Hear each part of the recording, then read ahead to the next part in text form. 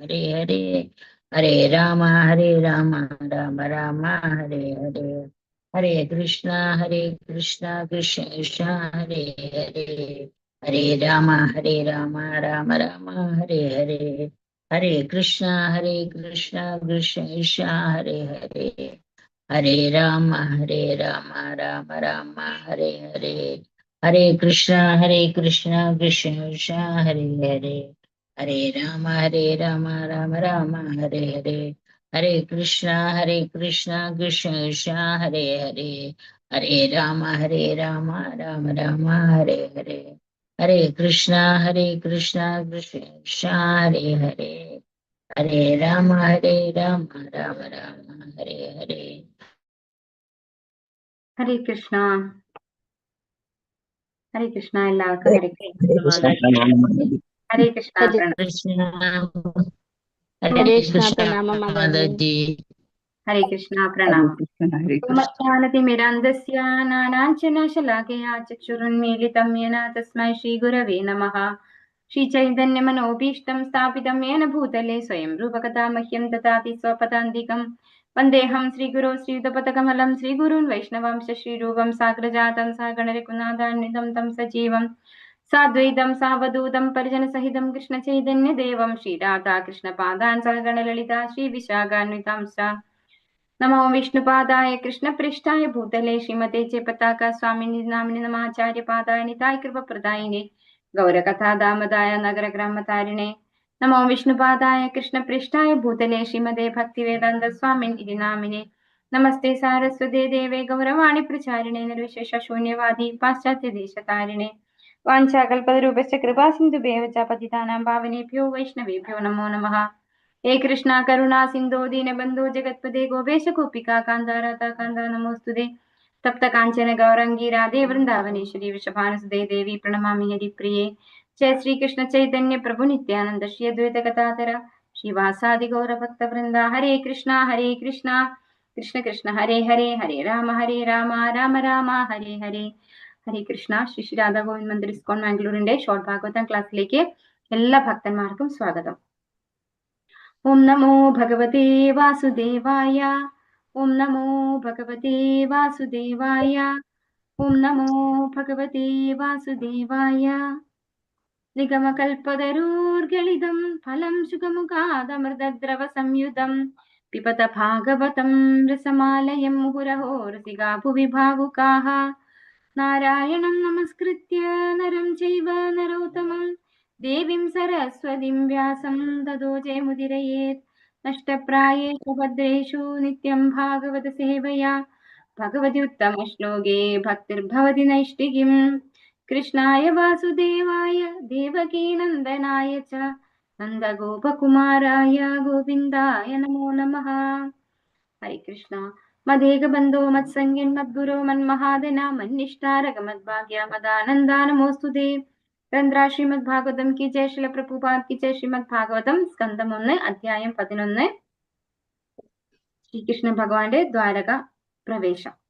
ശ്ലോകം 24. ഇത് കുറച്ച് മാതശി എടുത്തു എന്നാണ് പറഞ്ഞത്. ഹരേ കൃഷ്ണ. ഓം നമോ ഭഗവതേ വാസുദേവായ. രാജമാർഗം ഗതേ കൃഷ്ണേ ദ്വാരകായ കുലസ്ത്രിയഃ ഹർമ്യാണ്യാരുരുഹുർ വിപ്ര തദീക്ഷണ മഹോത്സവാഃ. എല്ലാവർക്കും ചൊല്ലാം. ഓം നമോ ഭഗവതേ വാസുദേവായ. ഓം നമോ ഭഗവതേ വാസുദേവായ.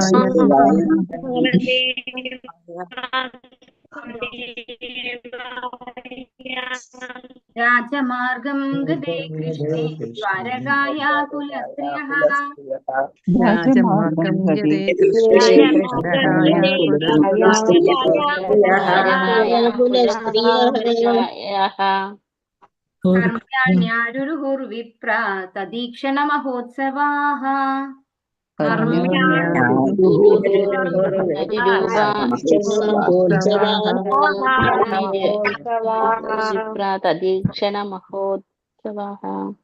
ഹരേ കൃഷ്ണ. രാജമാർഗം പൊതുവീഥികൾ ഗതേ കടന്നു പോകുന്ന നേരം ശ്രീകൃഷ്ണ ഭഗവാനാൽ ദ്വാരകായ ദ്വാരകാപുരിയുടെ കുലസ്ത്രീയ ആദരണീയ കുലങ്ങളിലെ സ്ത്രീജനങ്ങൾ ഹർമ്യാണി കൊട്ടാരങ്ങളിൽ ആരുരുഹു മുകളിൽ കയറി വിപ്ര അല്ലയോ ബ്രാഹ്മണരെ തദ് ഈക്ഷണ അദ്ദേഹത്തെ കൃഷ്ണനെ ഒന്ന് ദർശിക്കാനായി മഹാ ഉത്സവാഹ ഏറ്റവും വലിയ ഉത്സവമായി അംഗീകരിച്ചു.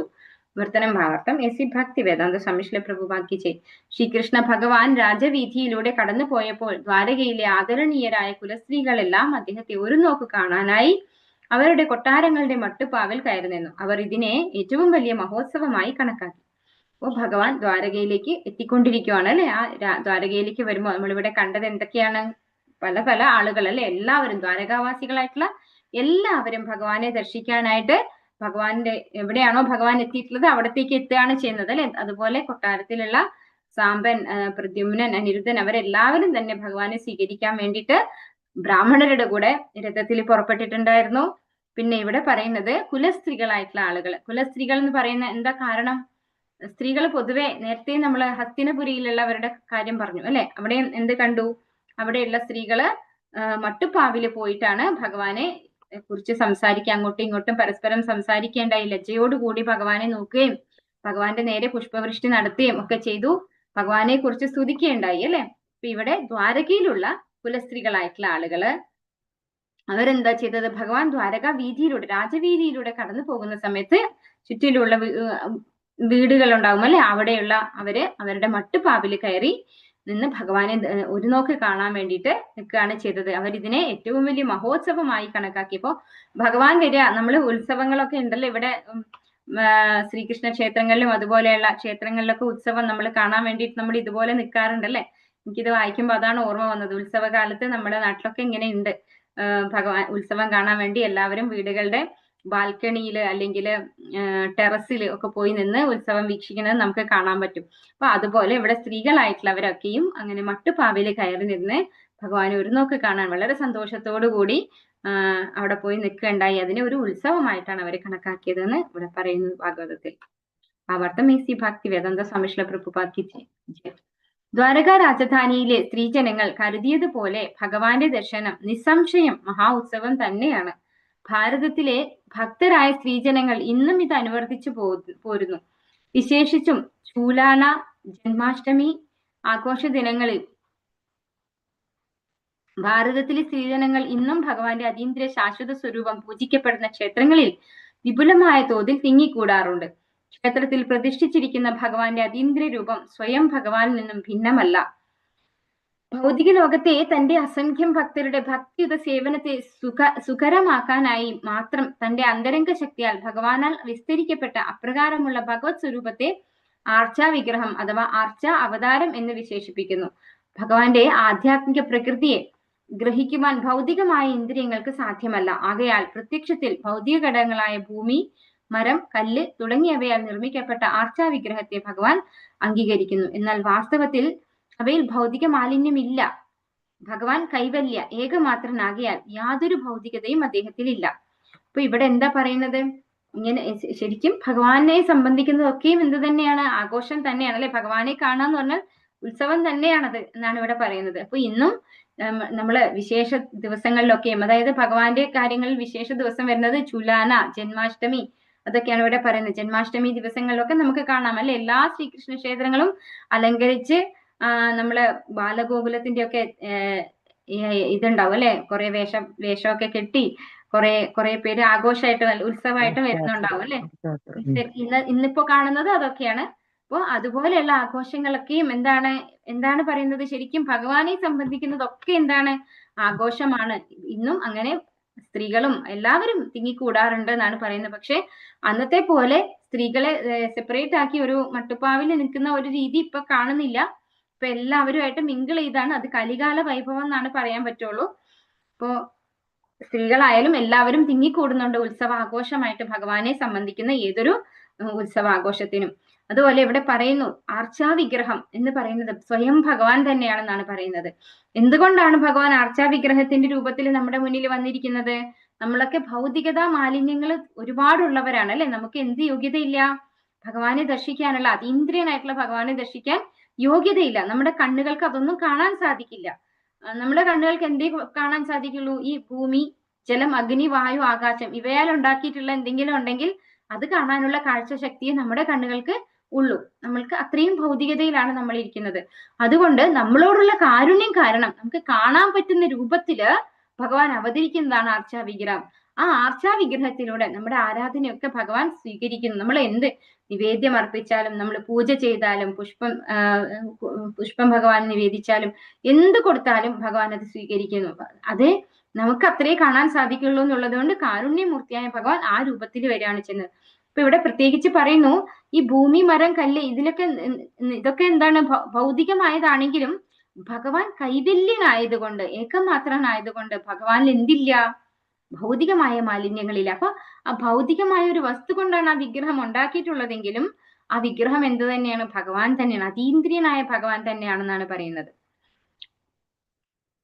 യാതൊരു ഭൗതികതയും അദ്ദേഹത്തിൽ ഇല്ല എന്ന് പറയുന്നു. അദ്ദേഹം അദ്വിതീയനാകുന്നു. ആയതിനാൽ സർവശക്തനായ ഭഗവാന് ഭൗതിക സങ്കല്പത്താൽ മലിനപ്പെടാതെ ഏത് രൂപത്തിലും ആവിർഭവിക്കാൻ കഴിയുന്നു. അപ്പൊ ഭഗവാൻ ഭൗതികമായിട്ടുള്ള ഒരു വിഗ്രഹത്തിലാണ് ഉള്ളതെങ്കിലും അതിന് എന്തുണ്ടാവില്ല? ഭൗതികതയുടെ യാതൊരു ഗുണമല്ല ഉണ്ടാവുക, അതീന്ദ്രിയനായ ഭഗവാന്റെ ഗുണമാണ്. ഭഗവാൻ അതിൽ ആവിർഭവിക്കുകയാണ് ചെയ്യുന്നത്. ആകയാൽ 5000 വർഷങ്ങൾക്ക് മുൻപ് ദ്വാരകയിൽ ഭഗവാൻ പ്രത്യക്ഷനായിരുന്ന വേളയിലെ ആഘോഷാനുഷ്ഠാനങ്ങളെ പോലെയാണ് ഭഗവാന്റെ ക്ഷേത്രങ്ങളിൽ സാധാരണയായി നടത്തപ്പെടുന്ന ഉത്സവാഘോഷങ്ങൾ. സാമാന്യ ജനങ്ങളുടെ സൗകര്യാർത്ഥം ശാസ്ത്രത്തെ സമ്പൂർണമായി അറിയുന്ന പ്രാമാണിക ആചാര്യന്മാർ നിയാമക തത്വങ്ങൾക്ക് അനുസൃതമായി അത്തരം ഭഗവത് ക്ഷേത്രങ്ങൾ സ്ഥാപിക്കുന്നു. അപ്പൊ നമുക്കറിയാം എന്താണ്, പ്രാണപ്രതിഷ്ഠ ചെയ്തുകൊണ്ടാണ് ക്ഷേത്രങ്ങളൊക്കെ ഉണ്ടാക്കുന്നത്, അല്ലെ? അപ്പോ ഭഗവാൻ നമുക്ക് കാണാൻ വേണ്ടിയിട്ട്, നമുക്ക് കാണാൻ സാധിക്കുന്ന ഭൗതികമായ കല്ല്, മരം, ഭൂമി, ഇങ്ങനെയുള്ള ഇതില് ഭഗവാന്റെ തന്നെ അവതാരമാണത്, അല്ലെ? അർച്ചാവിഗ്രഹമായിട്ട് ഭഗവാൻ അവതരിക്കുകയാണ് ചെയ്യുന്നത്. നമ്മുടെ പ്രാർത്ഥനകളും നമ്മുടെ അർച്ചനകളും ഒക്കെ സ്വീകരിക്കാനായിട്ട്, നിവേദ്യവും ഒക്കെ സ്വീകരിക്കാനായിട്ട് ഭഗവാൻ അവതരിക്കുകയാണ് അതില്. എന്നാൽ ശാസ്ത്രത്തിൽ സുജ്ഞാതരല്ലാത്ത അല്പജ്ഞാനികൾ ഈ മഹായജ്ഞത്തെ പ്രതിമാ പൂജയായി തെറ്റിദ്ധരിക്കുന്നു. മാത്രമല്ല അവർക്ക് പ്രാപ്യമല്ലാത്ത കാര്യങ്ങളിൽ തലയിടുകയും ചെയ്യുന്നു. ആകയാൽ ഭഗവാന്റെ അതീന്ദ്രിയ രൂപം ഒരു നോക്ക് ദർശിക്കാനായി ഭഗവത് ക്ഷേത്രത്തിലെ ഉത്സവത്തിനെത്തുന്ന സ്ത്രീകളും പുരുഷന്മാരും ഭഗവാന്റെ അതീന്ദ്രിയ രൂപത്തിൽ വിശ്വസിക്കാത്തവരെക്കാൾ 1000 മടങ്ങ് മഹനീയരാണ്. അപ്പോ ഭഗവാനെ വിശ്വാസം ഇല്ലാത്തവര്, അല്ലെ, ഈ പറയുന്ന ആരാധനയിൽ ഒന്നും വിശ്വാസം ഇല്ലാത്തവര് അത് വെറും ഒരു ഫോട്ടോ അല്ലെങ്കിൽ ഒരു പ്രതിമ ആയിട്ട് അവർ കണക്കാക്കുന്നു, അല്ലെ? ഒരു കല്ല്, അതായത് കല്ലുകൊണ്ടുള്ള വിഗ്രഹമാണെങ്കിൽ അതൊരു കല്ലല്ലേ എന്ന് പറയും, അല്ലെ? അല്ലെങ്കിൽ ഒരു പ്രതിമ പോലെയുള്ള ഒരു വിഗ്രഹമാണെങ്കിൽ അതൊരു പ്രതിമയല്ലേ എന്ന് പറയും. പക്ഷെ ഭഗവാന് എല്ലാറ്റിലും വരാൻ സാധിക്കും എന്നുള്ളത് അവർക്കറിയില്ല. നമുക്കറിയാം, പ്രഹ്ലാദ് മഹാരാജാവ് ഒന്ന് ചോദിച്ചപ്പോ, ഒന്ന് എവിടെ ഉണ്ടോ നാരായണന് ഹിരണ്യകശിപു ചോദിച്ചപ്പോ ഉണ്ടെന്ന് ഉത്തരം പറഞ്ഞപ്പോ ആ സ്തംഭത്തിൽ നിന്ന് വന്നു ആര്? നമ്മുടെ നരസിംഹമൂർത്തി, അല്ലെ?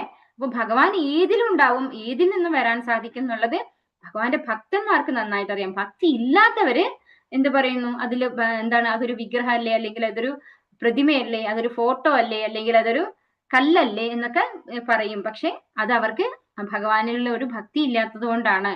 അപ്പൊ ഇവിടെ പറയുന്നു, അങ്ങനെയുള്ള വിഗ്രഹത്തിലെ ഭഗവാനെ കാണാൻ വേണ്ടിയിട്ട് ആഗ്രഹിച്ച് അവിടെ പോയി ആഘോഷമായിട്ട് സ്വീകരിക്കുന്നവര് ഇത്തരത്തിലുള്ള അന്ധവിശ്വാസികളെക്കാൾ, അല്ലെങ്കിൽ ഭഗവാൻ വിശ്വാസം ഇല്ലാത്തവരെക്കാൾ 1000 മടങ്ങ് മഹനീയരാണ് എന്ന് പറയുന്നു. ദ്വാരകാ നിവാസികളൊക്കെയും വിപുലമായ കൊട്ടാരങ്ങളുടെ ഉടമകളായിരുന്നു എന്ന് ശ്ലോകത്തിൽ നിന്നും മനസ്സിലാക്കാവുന്നതാണ്. ഇത് നഗരത്തിന്റെ സമൃദ്ധിയെ സൂചിപ്പിക്കുന്നു. അതായത് കൊട്ടാരത്തിലെ മട്ടുപ്പാവിലാണ് എല്ലാ സ്ത്രീകളും പോയിട്ട് ഭഗവാനെ ദർശിക്കുന്നത്, അല്ലെ? അപ്പോ കൊട്ടാരത്തിലല്ല, അവരവരുടെ വീടിന്റെ മട്ടുപ്പാവില്. അപ്പൊ എല്ലാ വീടുകളും എന്താണ്, മട്ടുപ്പാവുകളൊക്കെയുള്ള നല്ല ഹൈഫൈ ആയിട്ടുള്ള, അതായത് ഒരു സിറ്റി തന്നെയായിരുന്നു അതെന്ന് മനസ്സിലാക്കുന്നു. അപ്പൊ അവിടെ നഗരത്തിന്റെ സമൃദ്ധിയാണ് സൂചിപ്പിക്കുന്നത് എന്ന് പറയുന്നു. ഘോഷയാത്രയും ഭഗവാനെയും കാണുവാനായി മാത്രം സ്ത്രീജനങ്ങൾ മട്ടുപ്പാവിൽ കയറി നിന്നു. തെരുവിലെ ആൾക്കൂട്ടവുമായി സ്ത്രീജനങ്ങൾ സമ്മിശ്രരായിരുന്നില്ല. അങ്ങനെ അവരുടെ ആദരണീയത പരിപൂർണമായും പരിപാലിച്ചിരുന്നു. പുരുഷന്മാരുമായി കൃത്രിമ സമത്വം ഉണ്ടായിരുന്നില്ല. സ്ത്രീയെ പുരുഷനിൽ നിന്നും അകറ്റി നിർത്തുക വഴി അധികം സുഭഗമായി സ്ത്രീയുടെ ആദരണീയത പരിരക്ഷിക്കപ്പെടുന്നു. അനിയന്ത്രിതമായ സ്ത്രീ പുരുഷന്മാർ പരസ്പരം ഇടപഴകരുത്. അപ്പൊ എല്ലായിടത്തും പറയുന്നത് ഇത് തന്നെയാണ്. നമ്മള് ഇന്നീ കാണുന്ന അമിതമായിട്ടുള്ള ഇടപഴകലിന്റെ സ്വാതന്ത്ര്യം അന്നുണ്ടായിരുന്നില്ല. അതൊരു എന്താ പറയുന്നത്, ആദരണീയതയുടെ ഇതായിട്ടാണ് പറയുന്നത്. അങ്ങനെ അവരുടെ ആദരണീയത പരിപൂർണമായും പരിപാലിച്ചിരുന്നു. അവരെ റെസ്പെക്ട് ചെയ്യാണ് ചെയ്യുന്നത് അതുകൊണ്ട് എന്നാണ് പറയുന്നത്. ഇന്ന് നമ്മൾ അതിനെ തരംതാഴ്ത്തലായിട്ടാണ് കണക്കാക്കുന്നത്. അതുകൊണ്ടാണ് നമ്മൾ മിങ്കിൾ ചെയ്യാൻ ഇഷ്ടപ്പെടുന്നത്, അല്ലെ? നമ്മൾ സ്ത്രീകൾ എന്ന് പറയുന്നത് അതൊരു കുറവാണ്, അതുകൊണ്ടാണ് നമുക്ക് മിങ്കിൾ ചെയ്യാൻ പാടില്ലാത്തത് എന്ന് പറഞ്ഞുകൊണ്ടാണ് നമ്മൾ മിങ്കിൾ ചെയ്യാൻ തുടങ്ങുന്നത്. പക്ഷെ അതൊരിക്കലും ഒരു കുറവായിട്ടല്ല, അവരെ റെസ്പെക്ട് ചെയ്യലാണെന്നാണ് ഇവിടെ പറഞ്ഞു തരുന്നത് ശ്രീല പ്രഭുപാദര്. അപ്പൊ ഒരിക്കലും നമ്മൾ അമിതമായിട്ട് മറ്റു പുരുഷന്മാരുമായിട്ട് ഇടപഴകരുത് എന്നാണ് പറയുന്നത്. ഓം നമോ ഭഗവതേ വാസുദേവായ. നിത്യം നിരീക്ഷമാണാനാം യദപി ദ്വാരകൗകസാം ന വിതൃപ്യന്തി ഹി ദൃശഃ ശ്രിയോധാമംഗമച്യുതം. എല്ലാവർക്കും ചൊല്ലാം. ഓം നമോ ഭഗവതേ വാസുദേവായ. ഓം നമോ ഭഗവതേ വാസുദേവായ. നിത്യം നിരീക്ഷമാണാനാം യദപി ദ്വാരകൗകസാം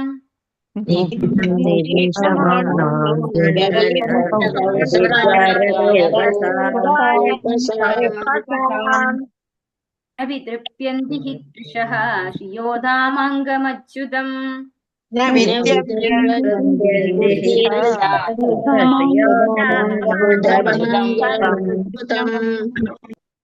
ഹരേ കൃഷ്ണ. നിത്യം പതിവായി സദാ നിരീക്ഷമാണാന അദ്ദേഹത്തെ വീക്ഷിക്കുന്നവരുടെ യത് എങ്കിലും എന്നിട്ടും ദ്വാരക ഔകസാം ദ്വാരകാ നിവാസികൾ ഒരിക്കലുമില്ല വിതൃപ്യന്തി സംതൃപ്തരായി ഹി അതേ വണ്ണം ദൃശഃ ദൃഷ്ടി ശ്രിയഃ സൗന്ദര്യങ്ങൾ ധാമാംഗം ശാരീരിക സംഭരണി അച്യുതം വീഴ്ച സംഭവിക്കാത്ത. വിവർത്തനം ഭാവാർത്ഥം എ സി ഭക്തി വേദാന്ത സ്വാമി പ്രഭുപാദ് കി ജയ്. സർവ സൗന്ദര്യങ്ങളുടെയും കലവറയായ അപ്രമാദഗതിയായ ഭഗവാനെ സദാ ദർശിച്ച് ശീലിച്ചവരാണ് ദ്വാരകാവാസികൾ എങ്കിലും ഒരിക്കലും അവർക്ക് മതിയായിരുന്നില്ല. അപ്പോൾ ദ്വാരകാവാസികൾക്ക് ഭഗവാനെ എപ്പോഴും കാണാൻ കൂടെ തന്നെ കിട്ടുന്നുണ്ടായിരുന്നു അല്ലെ.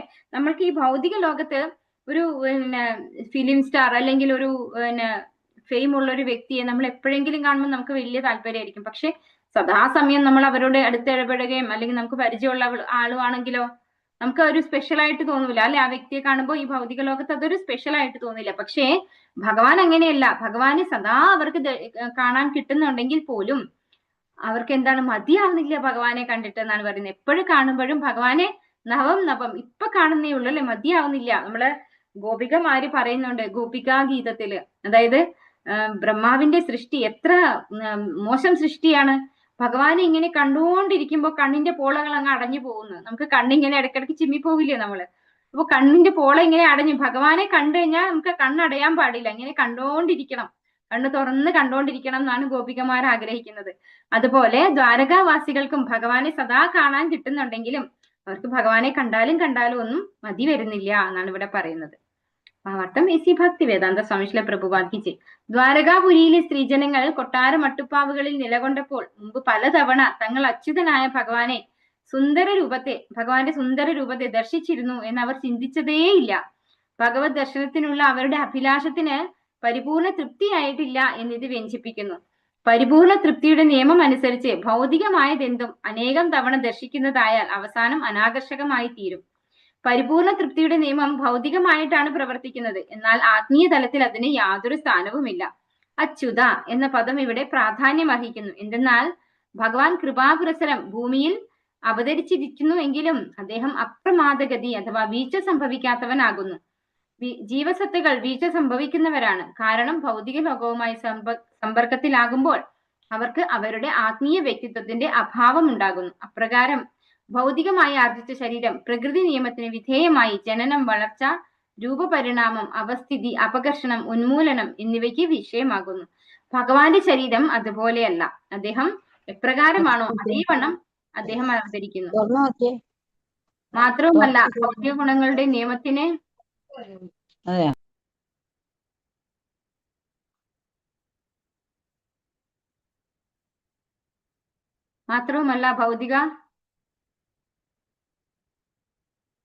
ഗുണങ്ങളുടെ നിയമത്തിന് അദ്ദേഹം ഒരിക്കലും വിധേയനുമല്ല. അപ്പൊ ഇവിടെ എന്താ പറയുന്നത്? പ്രഭുപാത്രൻ നമുക്ക് പറഞ്ഞു തരാണ്. കൊട്ടാര മട്ടുപാവിൽ പലതവണ ഭഗവാനെ കണ്ടിട്ടും ഈ സ്ത്രീകൾക്ക് ആർക്കും തന്നെ ഭഗവാനെ ഞങ്ങൾ മുമ്പേ കണ്ട വ്യക്തിയല്ലേ, കാണണം എന്നില്ല എന്നൊരു തോന്നൽ അവർക്ക് ആർക്കും ഇല്ല. അവർക്ക് മതിയാവുന്നില്ല ഭഗവാനെ കണ്ടിട്ട് എന്നാ പറയുന്നത്. ഇവിടെ തൃപ്തിയുടെ നിയമം അനുസരിച്ച് പരിപൂർണ തൃപ്തി എന്ന് പറയുന്നത് ഭൗതികതയില് നമ്മുടെ വീട്ടില് നമ്മൾ എല്ലാവരെയും കാണുന്നുണ്ട് അല്ലെ. നമുക്ക് ആരെയും മതിയാവാണ്ടിരിക്കുന്നില്ല. നമ്മൾക്ക് കാണുമ്പോ ഇന്ന് കാണുന്ന പോലെ ആരെയും തോന്നുന്നില്ല.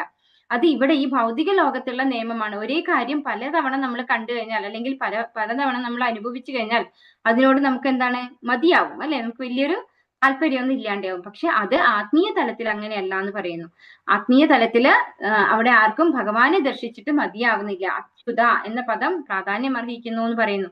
കാരണം എന്തുകൊണ്ടാണ്? ഭഗവാന് ച്യുതി സംഭവിക്കുന്നില്ല. ഭഗവാനും ഈ ഭൗതിക ലോകത്ത് അവതരിക്കുന്നു, നമ്മളും ഈ ഭൗതിക ലോകത്തുണ്ട് അല്ലെ. നമ്മൾ ഇവിടെ വരുമ്പോ എങ്ങനെയാണ് വരുന്നത്? ഭൗതിക മാലിന്യങ്ങളോട് കൂടിയാണ് വരുന്നത്. നമ്മുടെ യഥാർത്ഥ സ്ഥിതി മറന്നു പോയിക്കൊണ്ടാണ് വരുന്നത്. ഭൗതികമായിട്ടുള്ള ഒരു ശരീരം, നശ്വരമായ ശരീരം. എന്താ ഇവിടെ പറയുന്നത്? നമ്മള് ജനനം, വളർച്ച, രൂപപരിണാമം, അതായത് ശൈശവത്തിലുള്ള രൂപമല്ല നമ്മൾ ബാല്യത്തിലുള്ള രൂപമല്ല യൗവനത്തില്, യൗവനത്തിലുള്ള രൂപമല്ല വാർദ്ധക്യത്തില്. പക്ഷെ ഭഗവാൻ ഈ പറയുന്ന ഒരു ചേഞ്ചസും വരുന്നില്ല.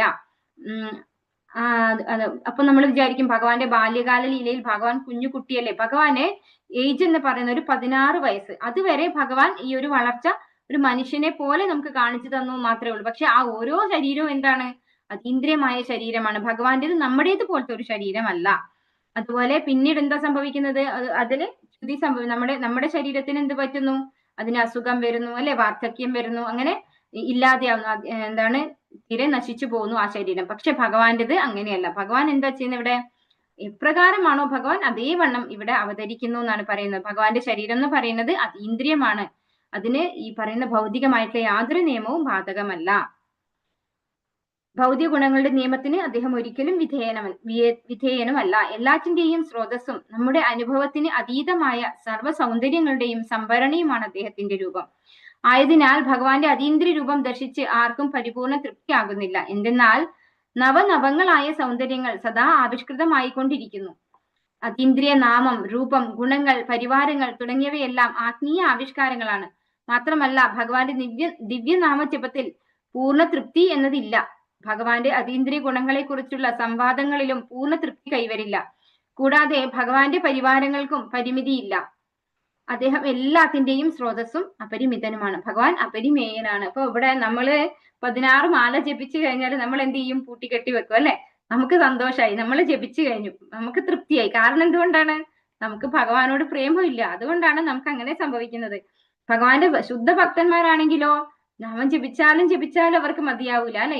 ഞാൻ കുറച്ചേ ജപിച്ചുള്ളൂ, ഇനിയും ജപിക്കണം എന്നുള്ളൊരു ആസക്തിയാണ് അവർക്ക് ഉണ്ടാവുക. അപ്പൊ ഭഗവാന്റെ ഭക്തന്മാരുടെ ഒരു പ്രത്യേകത ഏതാണ്? ഭഗവാനെ കുറിച്ച് കേട്ട് കഴിഞ്ഞാൽ നമ്മള് ഭാഗവത കഥകളൊക്കെ ഒരു പ്രാവശ്യം കേട്ട് കഴിഞ്ഞാൽ രണ്ടാമത് കേൾക്കുമ്പോ കേട്ടതാണ് മതി, കഥയൊക്കെ ഒരുപാട് മനസ്സിലായി എന്ന് വിചാരിക്കും അല്ലെ. പക്ഷെ ഭഗവാന്റെ ഭാഗവത കഥകളൊക്കെ നമ്മൾ എങ്ങനെ കേൾക്കണം എന്നാണ് പറയുന്നത്? നവമായിട്ട് കേൾക്കണം. അപ്പോ നമുക്കത് തോന്നുന്നില്ല എന്നുള്ളതിന്റെ കാരണം അപ്പൊ നമ്മൾ മനസ്സിലാക്കാൻ നമ്മുടെ ഉള്ളിൽ ഭഗവാനോടുള്ള ആ ഒരു പ്രേമം ഇല്ല. ഇനി ഒരു വേള നമുക്കത് കേൾക്കാൻ, അതായത് ഇനിയും ഭഗവാനെ കുറിച്ച് കേൾക്കാൻ, കേട്ടത് തന്നെയാണ് എന്നാലും കേൾക്കാൻ ഭയങ്കര രസമാണ് അല്ലെ. ഭഗവാനെ കുറിച്ച് പറയുമ്പോ എപ്പോഴും എത്ര തവണ കേട്ടാലും അത് രസമാണ് കേൾക്കാൻ. ഭഗവാനെ കുറിച്ചാണെന്നുള്ളത് തന്നെയാണ് അതിന്റെ രസം. അപ്പൊ അങ്ങനെയുള്ളവര് ഭഗവാന്റെ ഭക്തന്മാരാണെന്ന് നമുക്ക് മനസ്സിലാക്കാം. ഓം നമോ ഭഗവതേ വാസുദേവായ. ശ്രിയോ നിവാസോ യസ്യോരഃ പാനപാത്രം മുഖം ദൃശാം ബാഹവോ ലോകപാലാനാം സാരംഗാണാം പദാ. എല്ലാവർക്കും ചൊല്ലാം. ഓം നമോ ഭഗവതേ വാസുദേവായ. ഓം നമോ ഭഗവതേ വാസുദേവായ. നിവാസോ യസ്യോരഃ പാനപാത്രം മുഖം ദൃശാം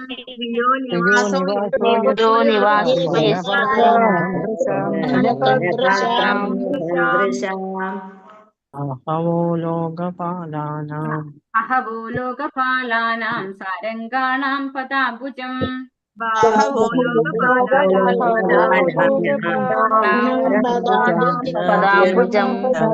ഹരേ കൃഷ്ണ. ഹരേ കൃഷ്ണ. ശ്രീഹ ഐശ്വര്യദേവതയുടെ നിവാസ വാസസ്ഥലം.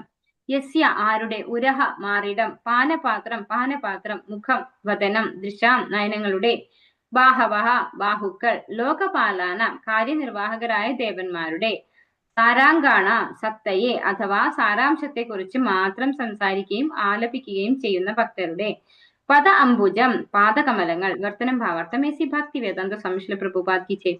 ഭഗവാന്റെ മാറിടം ഐശ്വര്യ ദേവതയുടെ ധാമമാകുന്നു. മനോഹരമായത് എല്ലാറ്റിനെയും കുതിക്കുന്ന നയനങ്ങൾക്ക് അദ്ദേഹത്തിന്റെ ചന്ദ്രസമാനമായ വദനം പാനപാത്രമാകുന്നു. അദ്ദേഹത്തിന്റെ ബാഹുക്കൾ കാര്യനിർവാഹകരായ ദേവന്മാരുടെ വിശ്രമ സ്ഥലമാകുന്നു. ഭഗവാനെ ഒഴികെ മറ്റൊരു വിഷയത്തെക്കുറിച്ചും ഒരിക്കലും സംസാരിക്കുകയോ കീർത്തിക്കുകയോ ചെയ്യാത്ത ശുദ്ധഭക്തരുടെ അഭയസ്ഥാനമാകുന്നു അദ്ദേഹത്തിന്റെ പാദപങ്കജങ്ങൾ. അപ്പോ ഇവിടെ പറയാണ് ഭഗവാന്റെ മാറിടം, അവിടെയാണ് ഐശ്വര്യ ദേവത സദാ ഇരിക്കുന്നത് അല്ലെ. മനോഹരമായതിനെയൊക്കെ കൊതിക്കുന്ന നമ്മുടെ നയനങ്ങൾ, അതായത് നമ്മൾക്ക് എല്ലാവർക്കും എന്താണ് ഇഷ്ടം? ഏറ്റവും നല്ല കാഴ്ച കാണണം, അല്ലെ? ഏറ്റവും നല്ലത് കേൾക്കണം, ഏറ്റവും എല്ലാം നമ്മൾ എന്തിലൂടെ കടന്നു പോകുന്നു അതൊക്കെ ഏറ്റവും ബെസ്റ്റ് ആയിരിക്കണം, അല്ലെ? നമ്മൾക്ക് കിട്ടുന്നതായിരിക്കണം ദ നമ്പർ 1. അതാണ് നമ്മുടെയൊക്കെ ആഗ്രഹം. അങ്ങനെയുള്ള ആളുകൾക്ക് ഭഗവാന്റെ ചന്ദ്രസമാനമായ വദനം പാനപാത്രമാകുന്നവർക്ക് ഏറ്റവും പ്രിയപ്പെട്ടതാണ് ഭഗവാന്റെ വദനം. അദ്ദേഹത്തിന്റെ ബാഹുക്കൾ കാര്യനിർവാഹകരായ ദേവന്മാരുടെ വിശ്രമസ്ഥാനമാകുന്നു. അപ്പൊ ഭഗവാന്റെ കൈകളിലാണ് ആര് വിശ്രമിക്കുന്നത്? നമ്മൾ ഓരോരുത്തരും ആശ്രയിക്കുന്ന പല പല ദേവന്മാരും വിശ്രമിക്കുന്നത് ഭഗവാന്റെ കൈകളിലാണെന്നാണ് പറയുന്നത്. ഇനിയോ, ഭഗവാനെ ഒഴികെ മറ്റൊരു വിഷയത്തെക്കുറിച്ചും ഒരിക്കലും സംസാരിക്കുകയോ കീർത്തിക്കുകയോ ചെയ്യാത്ത ശുദ്ധഭക്തരുടെ അഭയസ്ഥാനമാകുന്നു അദ്ദേഹത്തിന്റെ പാദപങ്കജങ്ങൾ. അപ്പൊ ഭഗവാനല്ലാതെ മറ്റൊന്നുമില്ല ഈ ലോകത്ത്, അല്ലെ? മറ്റൊന്നിനെ ആശ്രയിക്കാത്ത, മറ്റൊന്നിനെ കുറിച്ചും ചിന്തിക്കാത്ത ഭഗവാന്റെ ശുദ്ധഭക്തന്മാരുടെ ആശ്രയം എവിടെയാണ്? ഭഗവാന്റെ പാതാരവിന്ദങ്ങളിലാണ്. ഭാവാർത്ഥമേസി ഭക്തി വേദാന്ത സ്വാമി ശ്രീല പ്രഭുപാദ് കി ജയ്.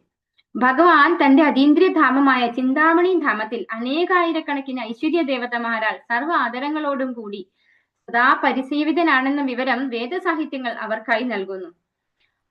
ഭഗവാന്റെ ആ അതീന്ദ്രിയ ധാമത്തിൽ മരങ്ങളെല്ലാം കൽപ്പവൃക്ഷങ്ങളും കെട്ടിടങ്ങളെല്ലാം ചിന്താമണിക്കല്ലുകളാൽ നിർമ്മിതവുമാകുന്നു.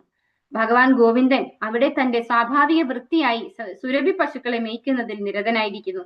ഭഗവാന്റെ ശാരീരിക ലക്ഷണങ്ങളിൽ നാം ആകർഷിതരാകുന്ന പക്ഷം ഈ ഐശ്വര്യ ദേവകളെ ദർശിക്കുവാൻ താനേ സാധ്യമാകുന്നു. തങ്ങളുടെ ശുഷ്കമായ സൈദ്ധാന്തിക ശീലം കാരണം അവ്യക്തിഗതവാദികൾക്ക് ഇത്തരം ദേവിമാരെ വീക്ഷിക്കുവാൻ സാധ്യമല്ല. സുന്ദരമായ സൃഷ്ടിയാൽ കവരപ്പെട്ട ചിത്രകാരന്മാർ പരിപൂർണ തൃപ്തിക്കായി ഭഗവാന്റെ മനോഹരമായ വദനം ദർശിക്കുന്നതാണ് ശ്രേഷ്ഠമായത്. ഭഗവാന്റെ വദനം സൗന്ദര്യത്തിന്റെ മൂർത്തിമത് ഭാവമാകുന്നു. മനോഹരമായ പ്രകൃതി എന്ന് വിശേഷിപ്പിക്കപ്പെടുന്നത് അദ്ദേഹത്തിന്റെ പുഞ്ചിരിയും പക്ഷികളുടെ കർണമധുരമായ കൂജനങ്ങൾ എന്ന് പറയപ്പെടുന്നവ ഭഗവാന്റെ മന്ത്രിക്കുന്ന ശബ്ദത്തിന്റെ നിദർശനങ്ങളുമാകുന്നു. വിശ്വപ്രപഞ്ചത്തിന്റെ നടത്തിപ്പിനായി വിവിധ വകുപ്പുകളുടെ സേവനത്തിൽ ചുമതല വഹിക്കുന്ന ഭരണനിർവാഹകരായ ദേവന്മാരുണ്ട്. മാത്രവുമല്ല, ഭരണകൂടത്തിന്റെ സേവനത്തിൽ തീരെ ചെറിയ കാര്യനിർവാഹകരായ ദേവന്മാരും ഉണ്ട്. അവർ മറ്റ് പ്രതിയോഗികളെ സദാ ഭയപ്പെടുന്നു. എന്നാൽ അവർ ഭഗവത് ബാഹുക്കളിൽ അഭയം പ്രാപിക്കുന്ന പക്ഷം ശത്രുക്കളുടെ ആക്രമണത്തിൽ നിന്നും എപ്പോഴും അവരെ സംരക്ഷിക്കാൻ ഭഗവാന് കഴിയും. ഇവിടെ എന്താ പറയുന്നത്? ഭഗവാന്റെ ധാമത്തെ കുറിച്ചാണ് പറയുന്നത്, അല്ലെ? ചിന്താമണി ധാമം, അല്ലെ? ഭഗവാന്റെ ധാമം ചിന്താമണി ധാമമാണെന്ന് നമുക്ക് ബ്രഹ്മസംഹിതയിൽ നിന്നും അറിയാം. ഭഗവാന്റെ അതീന്ദ്രധാമമായ ചിന്താമണി ധാമത്തിൽ അനേകായിരക്കണക്കിന് ലക്ഷ്മി സഹസ്രശത, അല്ലെ? അതായത് ലക്ഷക്കണക്കിന് ലക്ഷ്മിമാരാൽ സേവിതനാണ് ഭഗവാൻ. ഇവിടെ ഗോലോകധാമത്തില്, ഭഗവാന്റെ ചിന്താമണി ധാമത്തില് ലക്ഷക്കണക്കിന് ലക്ഷ്മിമാരാൽ സേവിതനായിട്ടിരിക്കുകയാണ് ഭഗവാൻ എന്നാണ് പറയുന്നത്. ഭഗവാന്റെ ആ അതീന്ദ്രധാമത്തിൽ മരങ്ങളൊക്കെ കൽപ്പവൃക്ഷങ്ങളാണ്. അപ്പോ എല്ലാം എന്താണ്? നമുക്കിവിടെ ചക്ക കിട്ടണമെങ്കിൽ പ്ലാവിൽ തന്നെ കിട്ടണം, അല്ലെ? മാങ്ങ കിട്ടണമെങ്കിൽ മാവിൽ തന്നെ കിട്ടണം. പക്ഷെ ഭഗവാന്റെ ധാമത്തിൽ അങ്ങനെയല്ല. ഭഗവാന്റെ എന്ത് നമ്മൾ ആഗ്രഹിക്കുന്നു അവിടെ ഏത് വൃക്ഷത്തിൽ നിന്നും എന്തും കിട്ടും. അതാണ് കൽപ്പവൃക്ഷം എന്ന് പറയുന്നത്. നമ്മൾ ആഗ്രഹിക്കുന്നത് നമുക്ക് ലഭിക്കുന്ന വൃക്ഷമാണ് കൽപ്പവൃക്ഷം. അവിടെയുള്ള കെട്ടിടങ്ങളൊക്കെ ചിന്താമണി കല്ലുകൾ കൊണ്ടാണ് നിർമ്മിച്ചിട്ടുള്ളത് എന്നാണ് പറയുന്നത്. അപ്പോൾ നമ്മൾ കണ്ടിട്ടില്ലാത്തത് കൊണ്ട് നമ്മൾ അത് എന്തോ ഒരു സാധാരണ കല്ലാണെന്ന് വിചാരിക്കും, അല്ലെ? നമുക്ക് മാക്സിമം അറിയാം എന്താണ് ഗ്രാനൈറ്റ്, മാർബിൾ ഒക്കെ അറിയാം, അല്ലെ? അതിനപ്പുറത്തോട്ട് നമുക്ക് അറിയില്ല. പക്ഷെ ചിന്താമണി കല്ല് എന്ന് പറഞ്ഞാല് അത്രയും മനോഹരമായിട്ടുള്ള കല്ലാണെന്നാണ് പറയുന്നത്. അതായത് നമുക്ക് നമ്മളെ ഇവരുടെ, അതായത് പാണ്ഡവരുടെ ഒരു കൊട്ടാരത്തിൽ വരുമ്പോ വെള്ളം ഇല്ലാത്ത സ്ഥലത്ത് നിന്ന് ദുര്യോധനൻ മുണ്ടുപൊക്കിക്കൊണ്ട് നടന്നു അവിടെ വെള്ളം ഉണ്ടെന്ന് തോന്നിച്ചു എന്നൊക്കെ പറഞ്ഞു കേട്ടിട്ടില്ലേ? അപ്പൊ അതൊക്കെ എന്താണ് പറയുക, ചിന്താമണി കല്ലിന്റെ ഒരു പ്രത്യേകതയാണ്. അതായത് വളരെ ബ്യൂട്ടിഫുൾ ആയിട്ടുള്ള ഒരു കല്ലാണ് അത്. നമുക്ക് കൺഫ്യൂഷൻ ഉണ്ടാക്കും, പക്ഷെ വളരെ ബ്യൂട്ടിഫുൾ മനോഹരമായിട്ടുള്ള ഒരു കല്ലാണ്.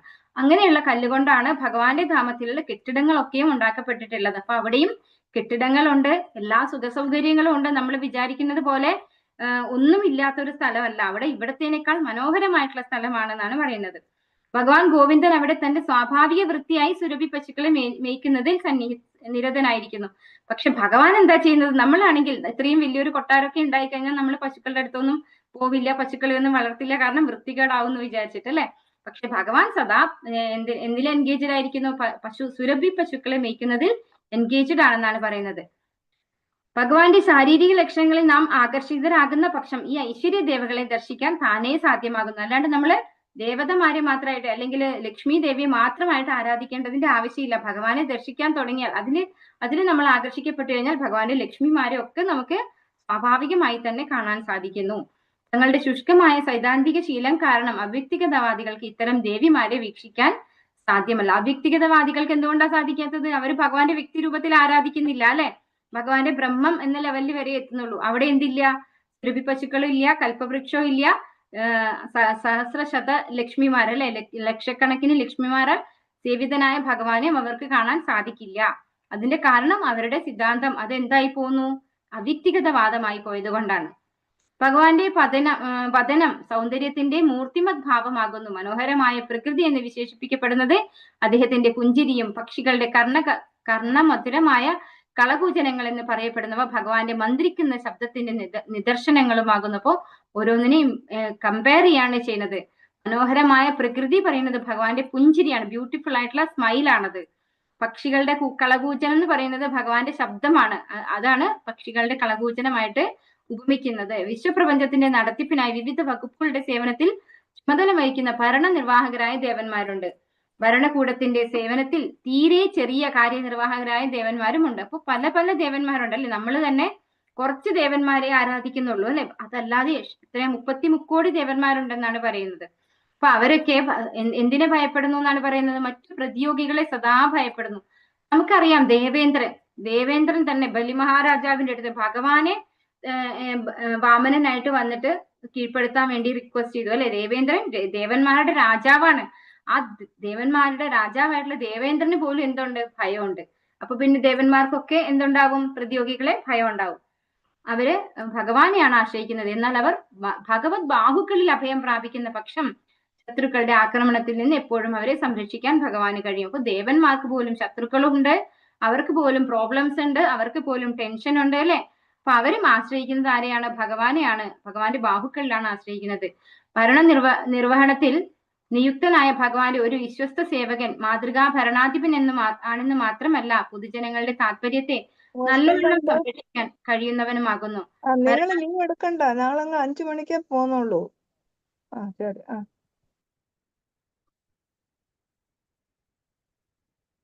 ഭരണാധിപന്മാർ എന്ന് വിശേഷിപ്പിക്കപ്പെടുന്ന മറ്റുള്ളവർ അവരാൽ ഭരിക്കപ്പെടുന്ന ജനങ്ങളെ കൊടും ദുരിതത്തിലേക്ക് നയിക്കുന്ന കാലപ്പിഴവിന്റെ പ്രതീകങ്ങളാകുന്നു. ഭഗവത് കരങ്ങളുടെ സംരക്ഷണത്തിന് കീഴിൽ ഭരണാധിപന്മാർക്ക് സുരക്ഷിതമായി നിലകൊള്ളാൻ കഴിയും. അപ്പൊ ഇവിടെ എന്താ പറയുന്നത്? ഭഗവാനെ വിശ്വസിക്കുന്ന പക്ഷം ഭരണനിർവഹണത്തിൽ നിയുക്തനായ ഭഗവാന്റെ ഒരു വിശ്വസ്ത സേവകൻ മാതൃകാ ഭരണാധികാരിയാണ്. നമ്മൾ യുധിഷ്ഠിരനെയൊക്കെ കണ്ടു അല്ലെ, ഭഗവാനെ തന്നെ ആശ്രയിച്ചിരിക്കുന്നതാണ്. അപ്പോ അങ്ങനെ ഭഗവാന്റെ ആശ്രയത്തിന് കീഴിലാണെങ്കിൽ ആ ഭരണാധികാരി എന്താണ്? ഒരു മാതൃകാ ഭരണാധികാരിയാവാൻ സാധിക്കും. അല്ലാതെ സ്വയം സംരക്ഷിക്കാം എന്ന് വിചാരിച്ചു കഴിഞ്ഞാൽ അവനവന് പോലും സംരക്ഷണം വേണ്ടുന്ന ഒരു അവസ്ഥയാണ് അവിടെ ഉള്ളത്. ഭഗവത് കരങ്ങളുടെ സംരക്ഷണത്തിന് കീഴിൽ ഭരണാധിപന്മാർക്ക് സുരക്ഷിതമായി നിലകൊള്ളാൻ കഴിയും എന്നാണ് ഇവിടെ പറയുന്നത്. ബാക്കി നമുക്ക് അടുത്ത ദിവസം എടുക്കാം. ഹരേ കൃഷ്ണ. വാഞ്ചാകൽപതരൂപസ്യ കൃപാ സിന്ധുഭ്യവ ച പതിതാനാം പാവനേഭ്യോ വൈഷ്ണവേഭ്യോ നമോ നമഃ. अनंत कोटि वैष्णव वृंद की जय, श्रील प्रभुपाद की जय, गुरु महाराज की जय, निताय गौर प्रेमानंदे हरि हरि बोल. हरे कृष्णा. सर्वं श्री कृष्णार्पणमस्तु. हरे कृष्ण प्रणाम माताजी।